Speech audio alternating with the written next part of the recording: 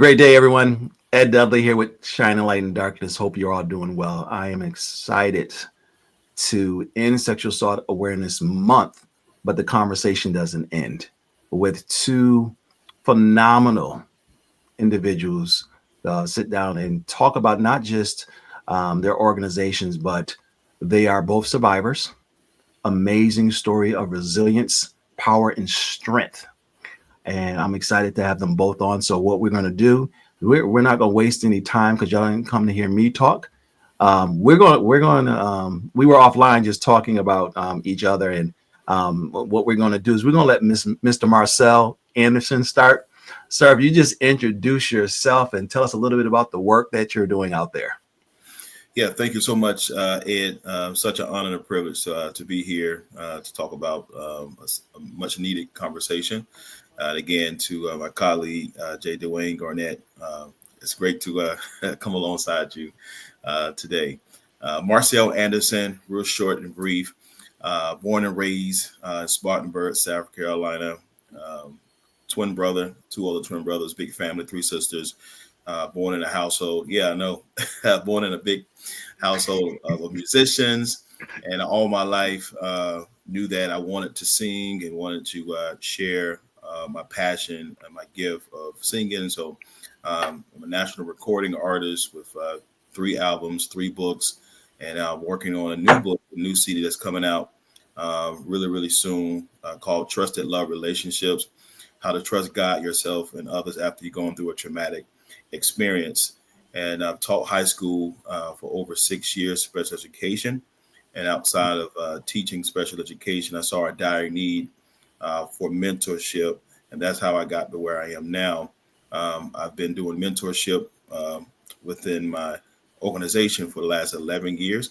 It is called Accelerating Men, where we help cultivate, train, educate young men of color just to simply accelerate in their God-giving identity before operating in their purpose. That's through leadership development, spiritual development, identity development, self-esteem awareness, and character development, helping each young man to identify who they are so they can identify who they're not. So we do that on a monthly basis with mentors and mentees and parenting classes, just supporting this particular population and young men to, again, understand who they are.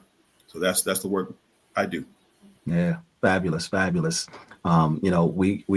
We both laughed off air talking about we don't ever want to go behind Mr. Garnett, who I affectionately call senior pastor, Mm-hmm.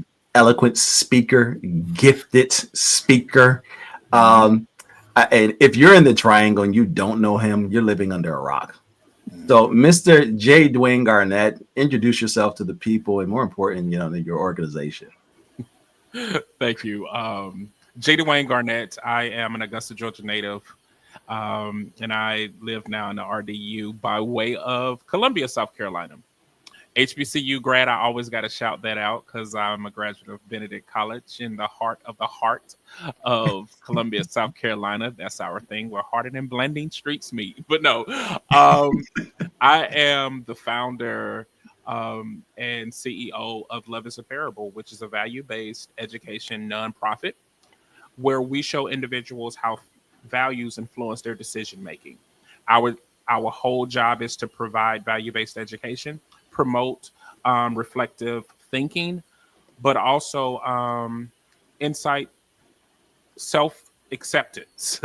And so those are some of the things that will happen every time you hear us speak, every time we provide any type of lesson. We have a training manual that reinforces everything that we are about. And so to your point, when we talk about speaking and teaching, I'm just a teacher. I think that that's what I was called to do. I believe that that is my purpose. And I do feel like value-based education is the lane that I always stay in. And I want to show individuals how values influence that decision making, not only how we see ourselves, but also how we see others. And so we can help reshape a lot of the services that we offer. I don't have a desire for Love is a Parable to be a standalone entity, but one that truly connects and collaborate. And you know a lot about connection, Ed. So definitely want to do things in that vein. Marcel, just like you said, we work together as well because we're collaborators. Mm-hmm. And I work with Shining Light.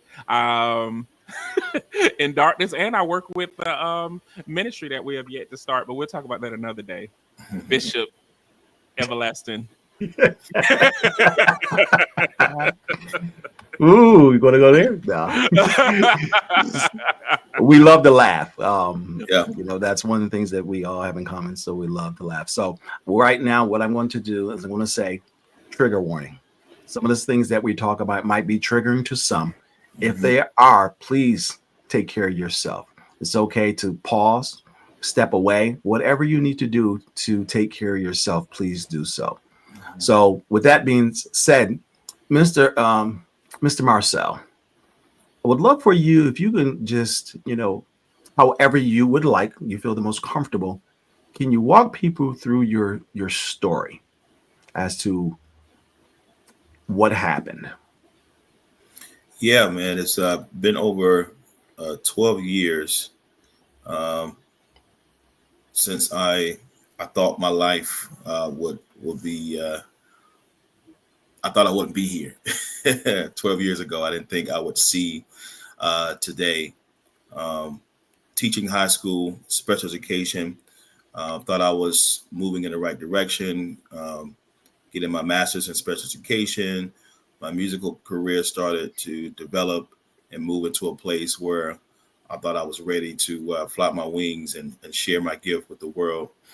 And then all of a sudden, when I thought things wouldn't get any worse, I was held in a home invasion, held gunpoint, blindfolded, handcuffed, and sodomized over 20 something times. People always ask me, like, how do you know how many times you got, sodomized with a pole up your backside? I said, I don't know. It just felt like it was going on forever, but I just kind of gave it a number, right?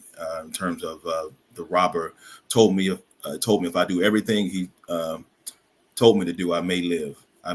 So that was psychologically in my head, trying to survive in this robbery, and trying to again just ask God if I would even make it out alive. And when I thought things couldn't get even worse, that's when he began to pull down my pants and stuck the pole up my backside and began to brutalize me with the pole and sexually assaulted me. And I was able to get away and get to the hospital several hours later, where I had to go into immediate surgery because of so much internal damage that took place inside.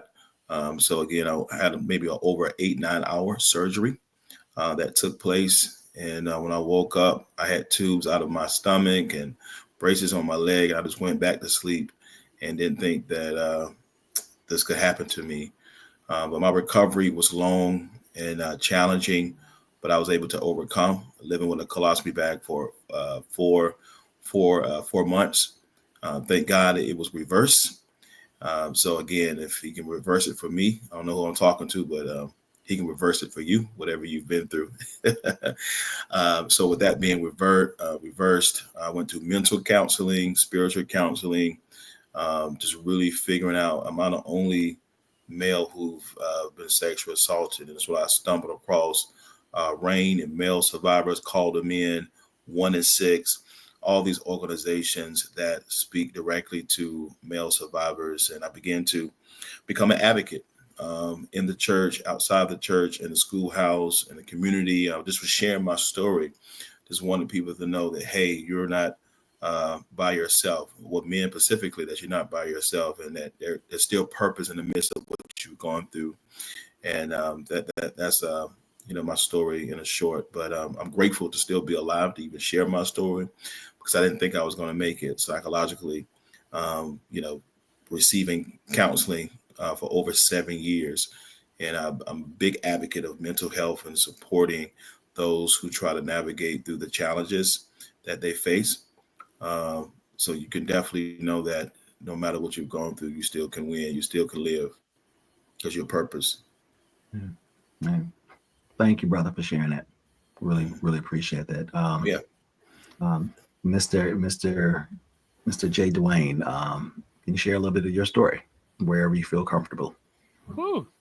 Every time I hear Marcel's story, man, it gets me. And Marcel, I'm Yeah. glad you're still here. Yeah. Mhm. I think you're more than a survivor. You're thriving. You inspire me as well.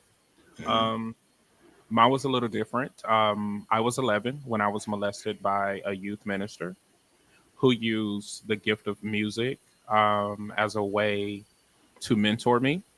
It started out with mentorship and showing me vocal exercises Mhm. and ways to perform and sing.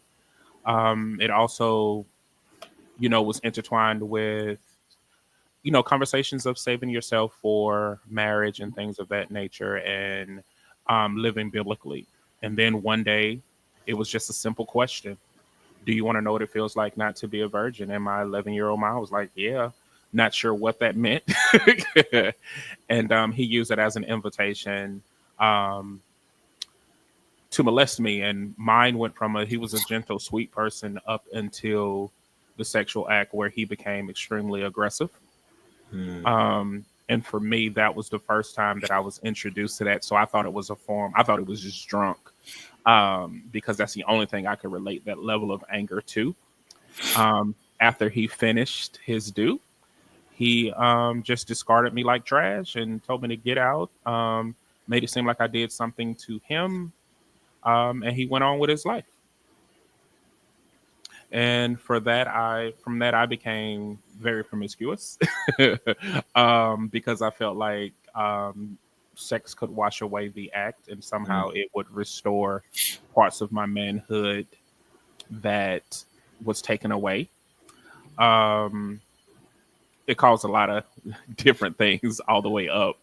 And I didn't tell anyone. I think I didn't tell my mom until I was like 21, 22. Um, and come to find out that my older brother too was molested. So it was a reoccurring, it was a double thing for my mom, like two of them. And one of the things she said, I wish you would have told me because I bought a gun for the first one. Um, so that's been my journey. I was, how it's funny how you say I'm cool, I'm good. It wasn't until a college advisor made a pass at me when I had my breakdown. Because at first you think it's just a random act and you kind of move on with your life. But when it's a reoccurrence, you do blame yourself and say, okay, what am I putting out there to Mhm. receive that? And it's a way that accusers, aggressors will make you feel to make you feel like you did something, like if you didn't look this way or if you didn't act this way. Um, so that's when I had my breakdown. And then I started getting counseling around 22, 23. And that's when I found out that I have OCD, PTSD, of course, but I developed social anxiety disorder from that. And I still have depression as a result of that as well. But the OCD is what stayed with me, what stays with me a lot in the social anxiety disorder, or what they would call SAD, because of that. And I have stayed in counseling continuously since the age of 23. And I also, like Marcel, I have what I call spiritual advisors and mentors, an international coach as well, and just a great group of friends that I have in my network that promotes mental health and well-being.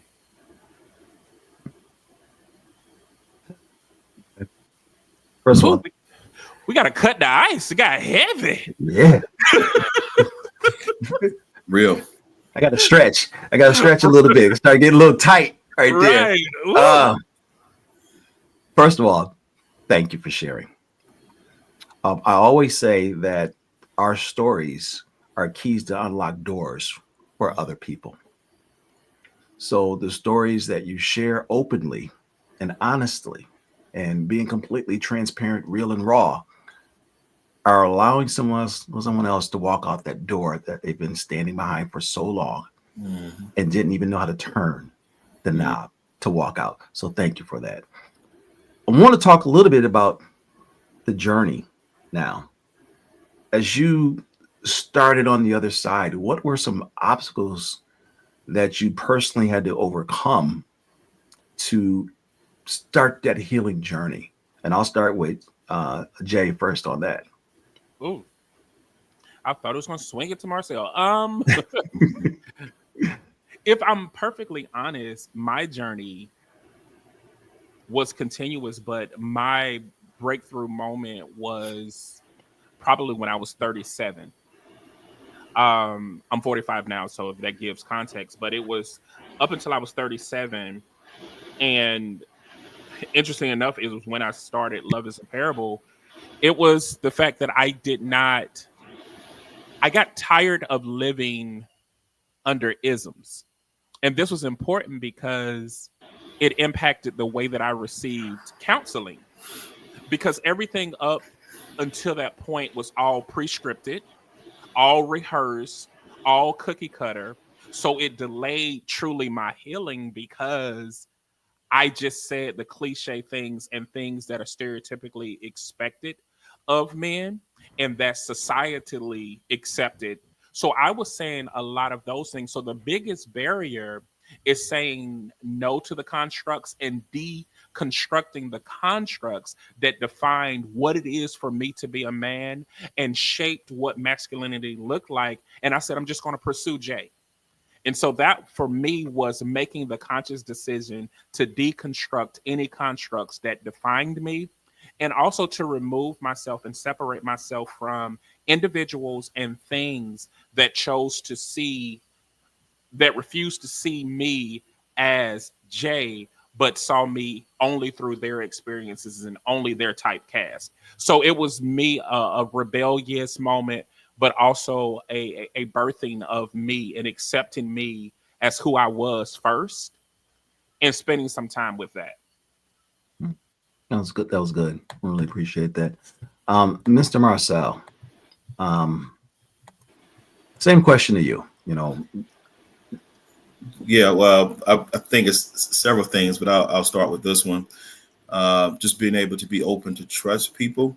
'Cause I was caught off guard uh, and helping someone move and didn't know if I was set up or I was just helping someone, and we both were an experienced sexual assault case, and again, just being able to open up and trust people, uh, not only my family but friends, strangers, just being myself. I changed uh, uh, drastically in terms of personality. I was bubbly, outgoing, had a bright personality, but I was um, very isolated from society and the world.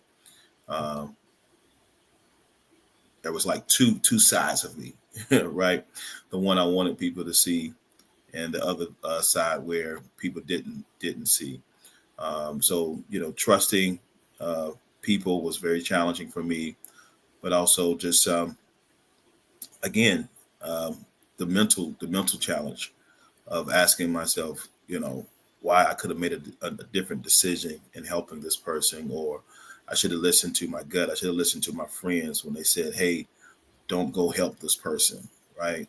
Listening to God, listening um, to myself, and that's one thing I have learned to listen to myself a little bit more, listen to that spirit, that little still small voice, because right before my incident took place, my mom had called after church. It was a Sunday after church.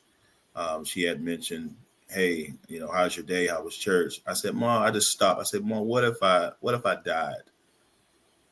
This is like maybe 3 hours before my incident. I said, "Mom," I said, "What if I died?" Not knowing this is getting ready to happen to me. I said, "What if I died?"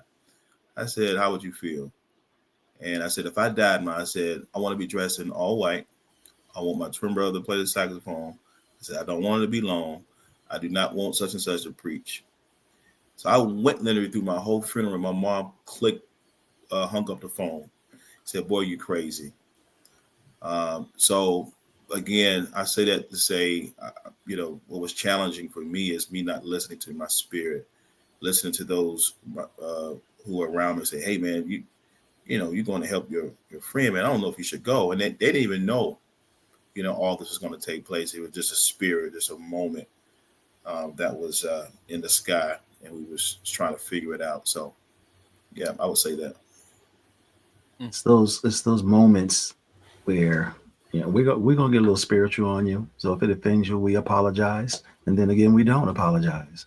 Um, I will simply say there's times that spirit man will speak to you, and gentle in ways that we don't understand. And a lot of times we don't even listen to, and things like that. So I'm glad that it seems like you're more in tune to it now.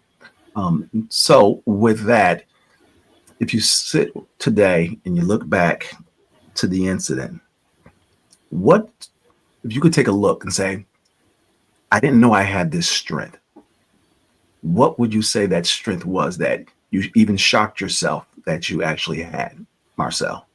Physical strength to endure the pain uh, of being sexually assaulted in that moment. I said, God, if you get me out of this, I'll serve you I was already serving him, but I'll just be perfect. But again, we know that didn't happen. But uh, but I've been living my best life unto him and doing all I can just to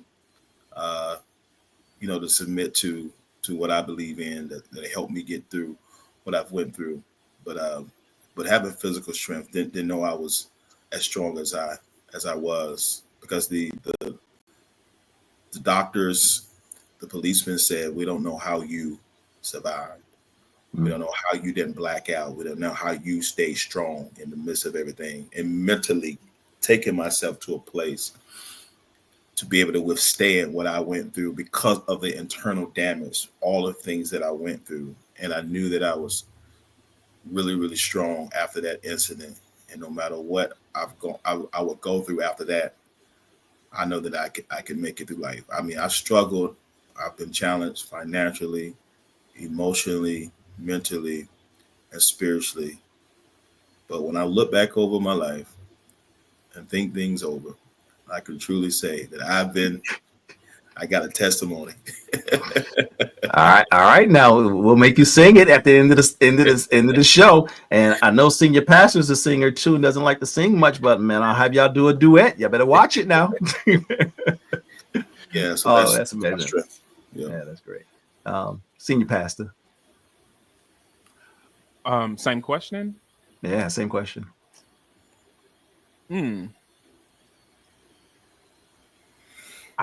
Back then, I think it was hard for me to even conceptualize what that strength would be.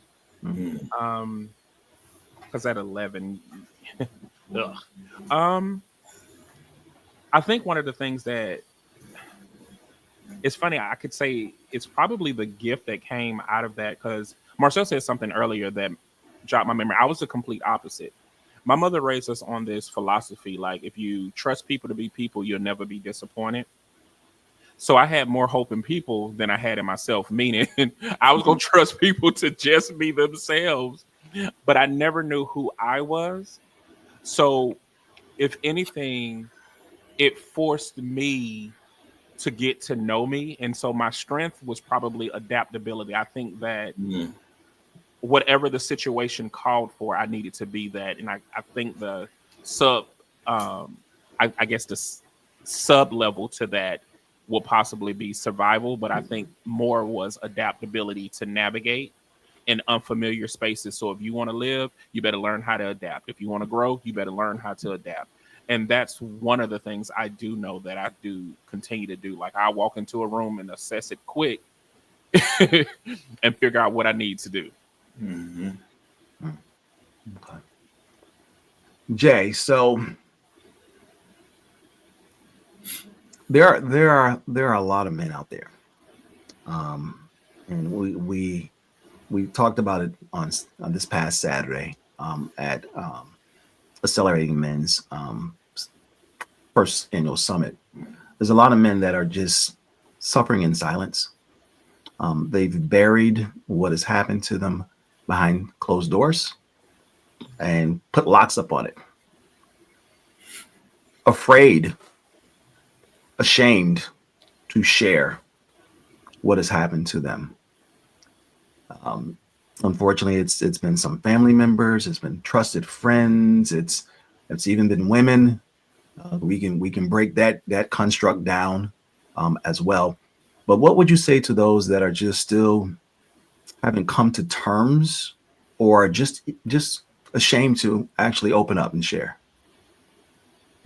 And we talk about trigger warning. What trigger to me is when we talk about men who suffer in silence. I don't think as many men are suffering in silence as much as many men are suffering and being ignored. Um, I do, like we talked before, all of us have talked about that. I do think society as a whole needs to clarify preferred communication versus effective communication. And I think a lot of us operate in a space of preferred communication and expect men to communicate in a certain way that's palatable to their ears. And I think that that's where the disconnect is. I do think the constructs around femininity and masculinity are different, as far the constructs are different and perceived differently. So men as a whole, society struggles with seeing the human parts of them, but not the resource parts of them. And so when it comes to anything that is remotely emotional, I think they automatically desensitize their hearing and their perception. So a man could be crying to the rooftops with a glaring voice and they just don't see it because it's a man.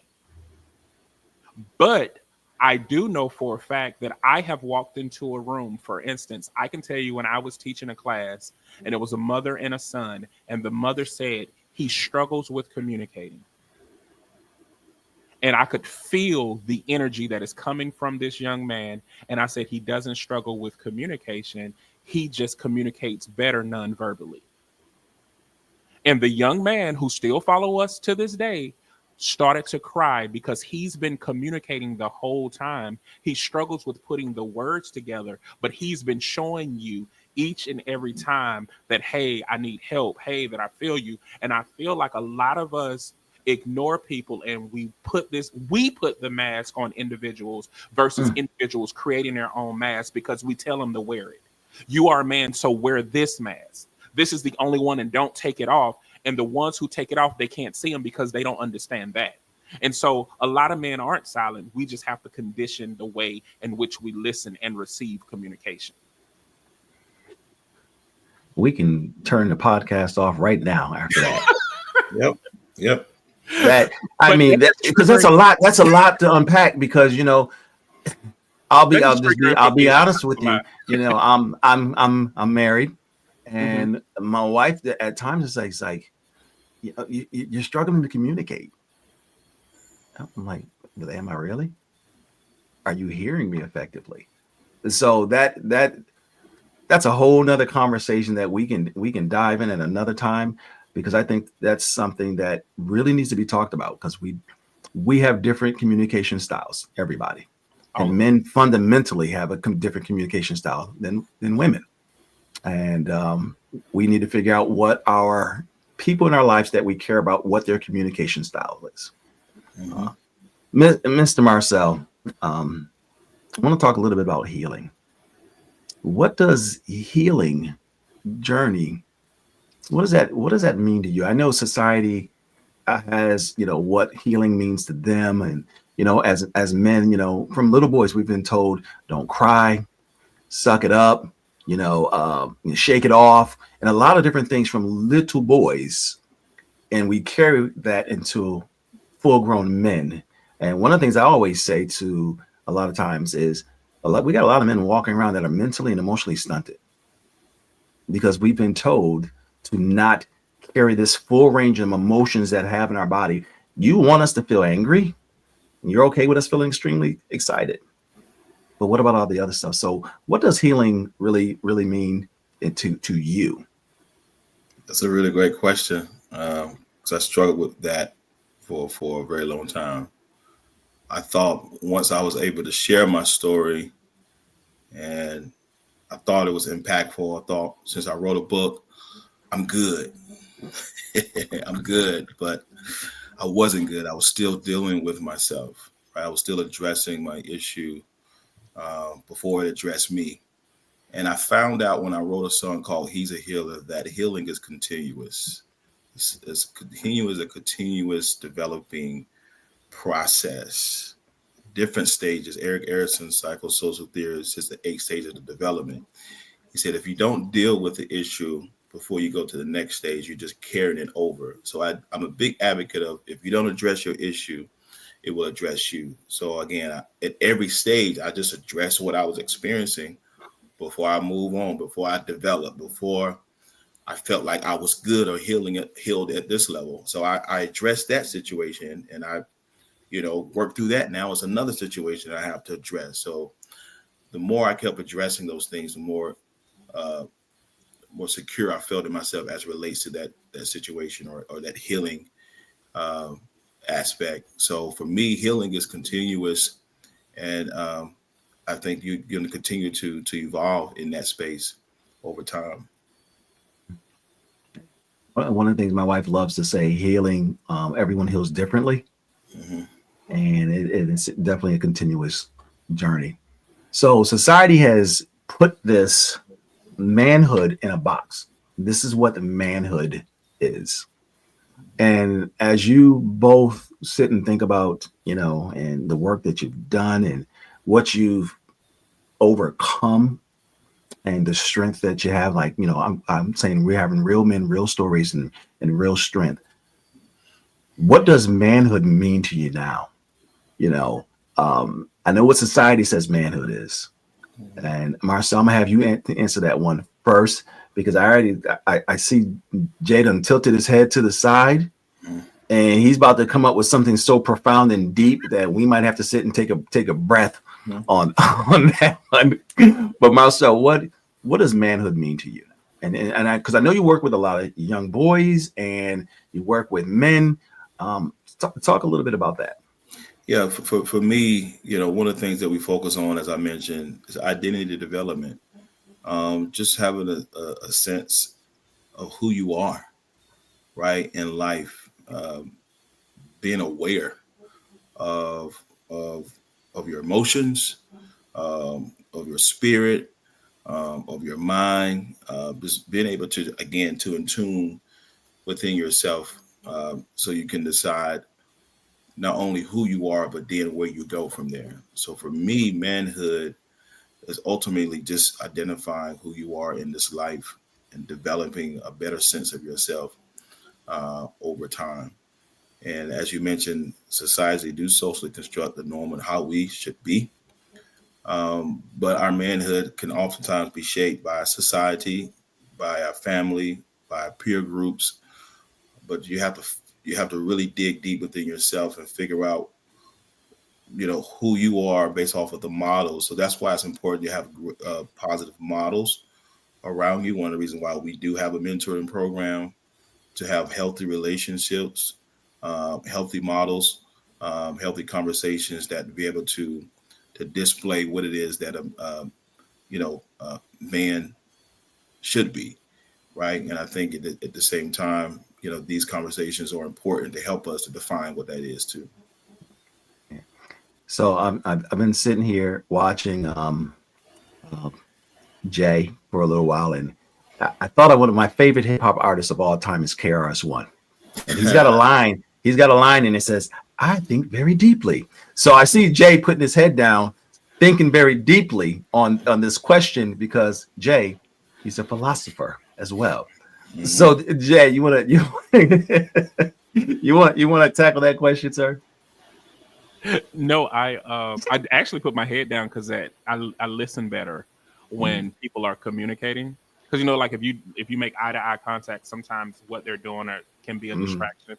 So I yeah. usually put my head down so I can receive what it is. But to me, being a man is one who, um, for one who is born male. I will say that I know that's a little controversial, but a man is one who is born male, but possesses the ability to um, not just produce and provide, but know when to transition to receive.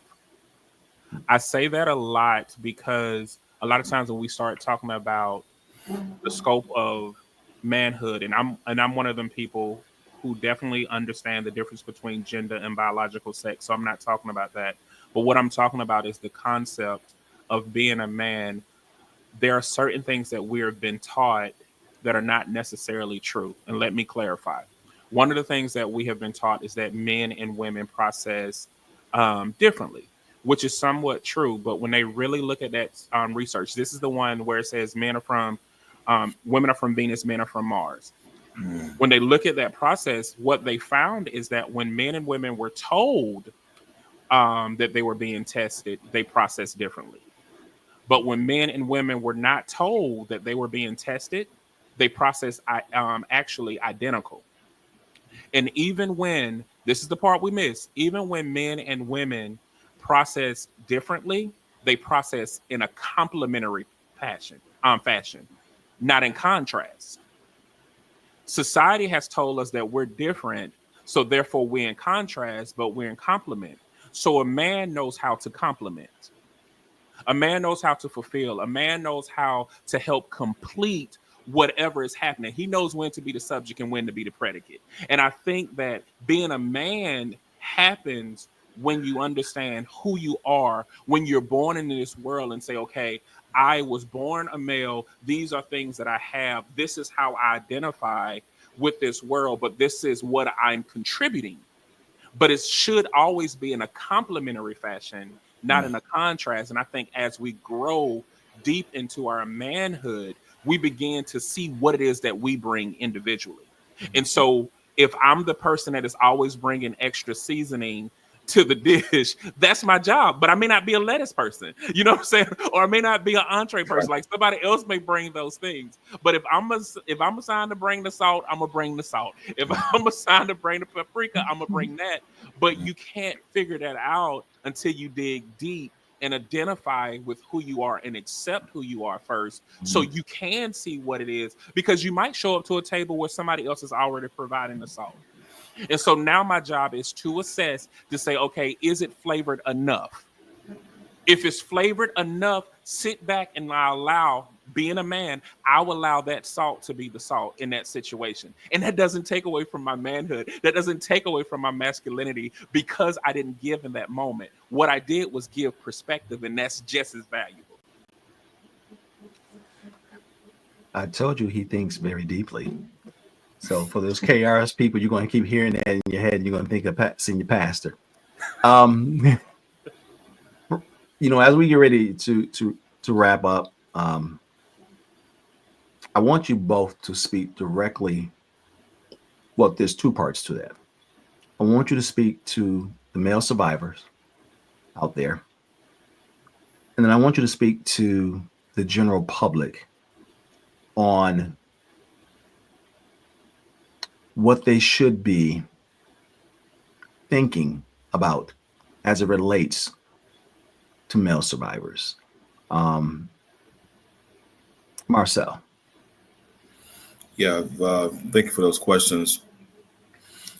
I think the first one is that male survivors, you are purpose to live. No matter what you've gone through, no matter what you experience, and again, I'm speaking from experience from my book, that you are a purpose to live. The fact that you're breathing, the fact that you're walking, you're talking, there's still purpose for you. Someone is waiting for you to show up. But before that happens, show up for yourself. Show up for yourself so you can show up for other people who still need you, who still need to hear you, still need to see you. See yourself, because you do matter. I know it's difficult. I know it's hard. I know it's challenging. But you can make it. You will make it with the right help, with the right support, plugging into the right outlet, getting the right energy that you need. Everybody can't help you. Everybody will not help you. But there is somebody who can help you, and it's 3 individuals here firsthand can help you and speak to what it is that you've gone through. And again, the community, as we've been talking about the support group, I know this is going to unfold really, really soon.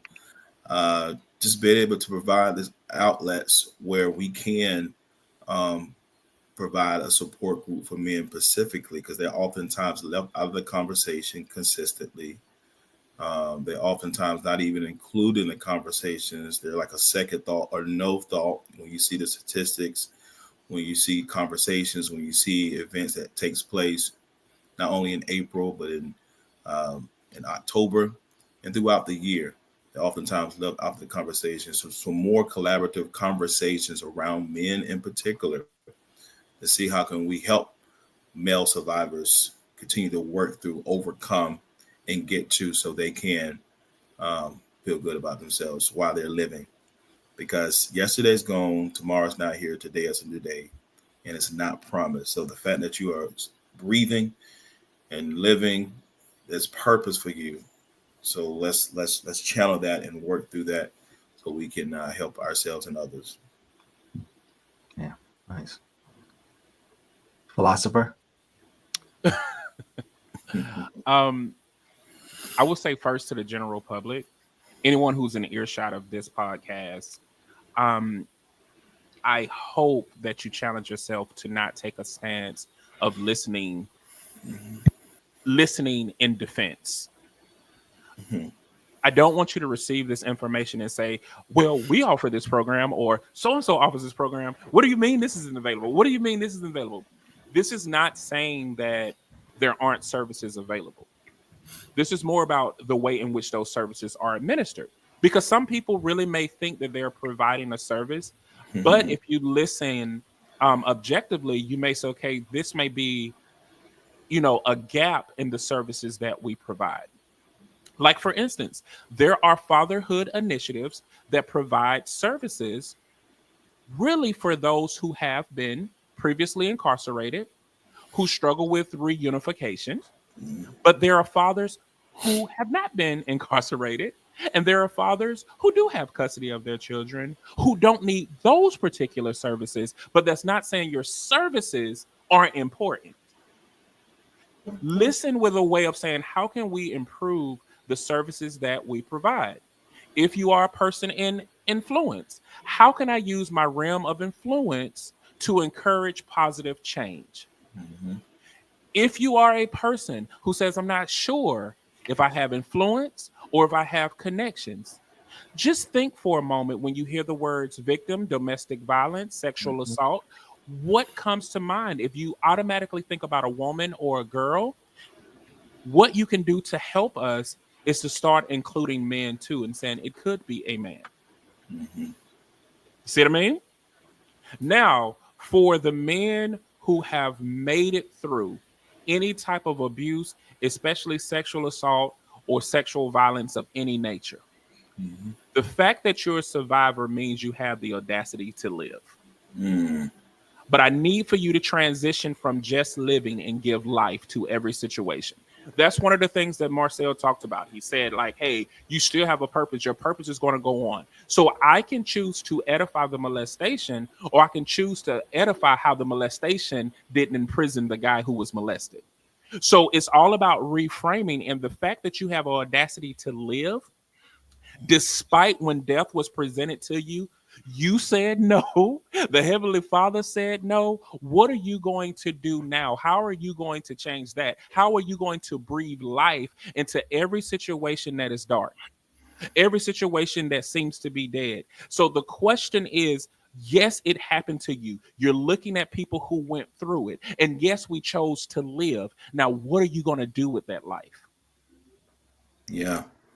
And I'll say too, Jay, you helped me think about something. I know I keep quoting Erickson, but he said, when you experience a challenge, it's not the end of the day for you, survivor. It can be a turning point for you. And this is the caveat. He said, how you respond to your situation can either dictate or determine your final destination. So it's all in the response. How do we respond? How do we respond to the situation? Will either dictate, determine where we end up. I love that. And I do believe, like, now, one of the things I will say, sit in those emotions. Like, so Mm-hmm. we're so quick to say, I don't need to be mad, let me stop. I don't need to be Yeah. sad, let me stop. No, Mm-hmm. sit with these emotions Process for a them. minute. Mm-hmm. Yeah, process it. It's okay, and it's okay. Yes, It's okay to sit there. Yes. Yep. So every feeling that you have about it, it's okay. Okay. Yeah. And it's interesting that you say that, because as men, we're not taught or told it's okay to sit in our emotions. Mm-hmm. When we start getting in our emotions, no, you can't do that. If it's not just being happy, if you get too angry, no, you can't sit in that anger emotion. If you're sad, you can't sit in that emotion. If you're depressed, you can't sit. No, stop. Let's process it. Mm-hmm. What is going on with us processing? Because if you don't sit in it, Mm-hmm. you're going to potentially repeat it and really soon. Yeah. Yeah, because there's a difference between when you start suppressing things, it's going to blow up. Mm-hmm. And it usually comes at the one who doesn't deserve it. Mm-hmm. Oh man, so now y'all gonna have me talking a little bit, um, because I would do that. I've done that. I've done that, and I was suppressing things, and then I had a blowout last year, and I just blew out to a point where that's not me. Mm-hmm. And I literally had to put a reminder. And I do a lot of talking in acronyms, and threes. And Jay's pointed that out to me. So I literally came up with an acronym called HAD, and I have this wording with the word HAD on it on my computer, my phone screen, and a sticky note on my mirror in my bathroom.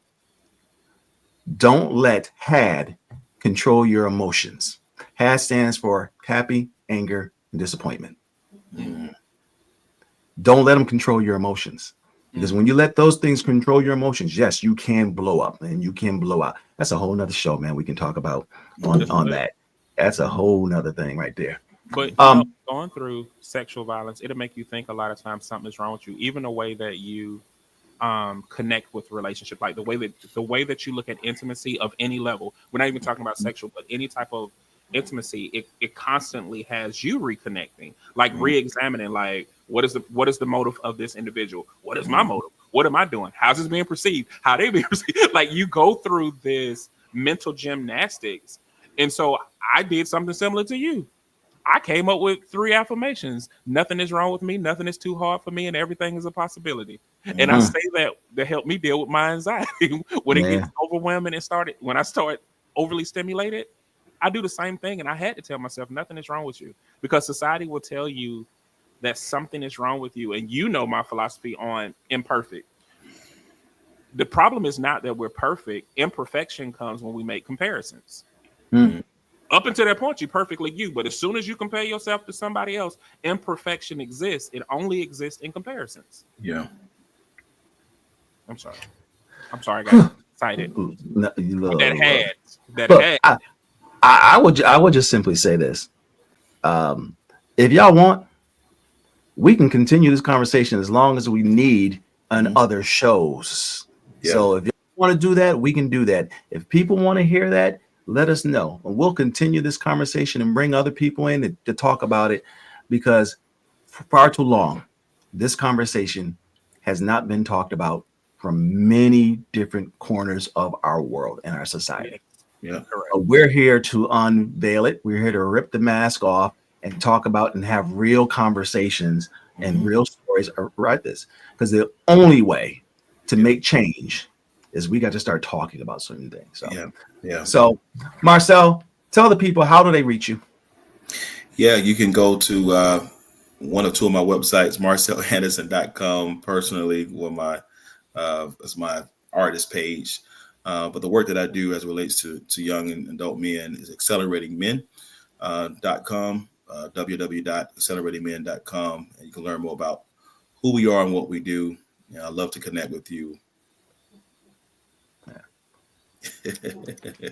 Mr. Love Advocate, and just a quick plug for Love is a Parable. I am a certified love advocate. We'll leave it at that.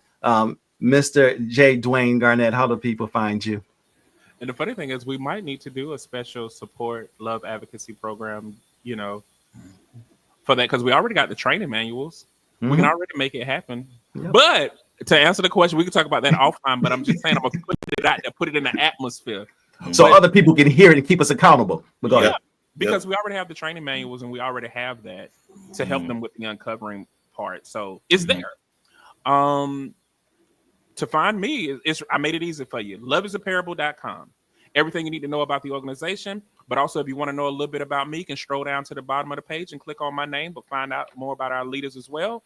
And then you can do one even greater. You can like, follow, and subscribe to all social media platforms by going down to the very bottom of loveisapparable.com, and you'll find all of our social media. And we made it real easy. Everything is Love is a Parable.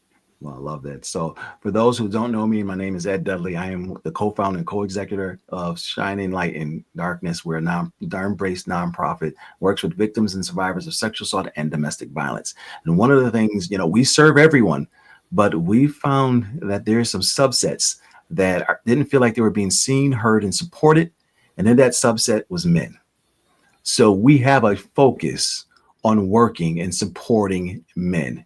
How you find us is www.shininglightindarkness.org or on any social media platform, LinkedIn, Facebook, Instagram. You can find us there. So Mr. J. Dwayne Garnett, Mr. Marcel Anderson, from the bottom of my heart, I thank both of you. You guys are a true testament to resilience. And more importantly, you're going back to serve. You have come to serve. And I appreciate you for all the serving that you do and the pouring into others that you do on a regular basis. One of the things I can say about these two men, and Jay likes to call me Bishop. You can call me Bishop. You can call me EJ. You can call me what you want, but just call me. Yeah. You guys are storing up your treasures, not here on earth. Come on. You are storing treasures up high. And I appreciate you for what you're doing. Because you could have been easily and said, you know what, I'm going to go do this. I'm going to do something else. But you're out here serving people, in particular, talking to men and serving men. Jay, we need to talk about brother empowerment because it's still needed. It's needed today even more than when you had it going a few years ago. Yep. So that's a whole nother conversation. But I thank you, gentlemen, for joining us. Really appreciate it. Or anyone, they told you how to reach them. Reach out. But more importantly, each of these gentlemen has a donation page on their website. Donate $5, $10. Just donate. But more importantly, once you donate, and I'm assuming that you are going to donate, share with your friends. Yeah. Share it with your family. Share it with your church. Share it with the people that you go to the club with. Share it with your drinking buddies. Share it during halftime of a football game or halftime of a basketball game. But share it because they need your support. They're able to reach men, boys, and individuals simply because you're donating. So thank you guys. Appreciate you. You guys you're truly inspirations to me. I love you both. I'm here for you. People, stay tuned. You're going to see these three faces again real soon. Trust me on that. So take care, everybody. Blessings. Thank you.